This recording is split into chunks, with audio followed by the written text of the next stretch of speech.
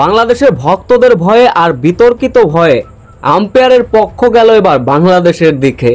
রীতিমতো হতভম্ব হতভাগ হয়ে গেছেন ভারতীয় অধিনায়ক সূর্যকুমার যাদব থেকে লিটন কুমার দাস।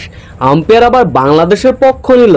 ঠিক কি এমন ঘটেছিল তখন, যে বিস্তারিত জানতে পুরো প্রতিবেদনের সঙ্গে থাকুন। ভারত বাংলাদেশ ম্যাচ মানে এখন সমালোচনা আর উত্তেজনা।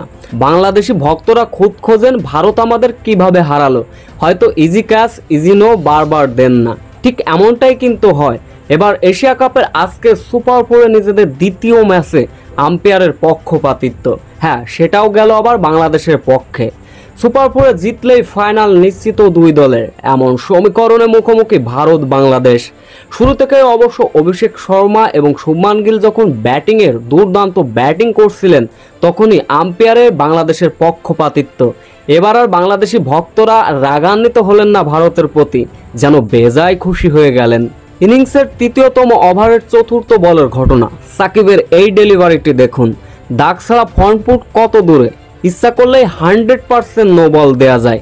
কিন্তু ওই যে বাংলাদেশের ভয়ে বিতর্কিত হবে, এমন ভয়ে হয়তো বাংলাদেশের পক্ষেই গেল আম্পায়ারের সিদ্ধান্ত। এটাকে নো বল ধরলেন না, ধরলেন লিগাল ডেলিভারি।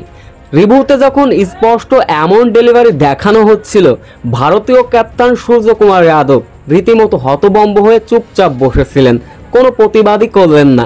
লিটন কুমার দাসও বাংলাদেশের পক্ষে এমন সিদ্ধান্ত গেল আম্পায়ারের, রীতিমতো হতবাক হয়েছেন তিনিও।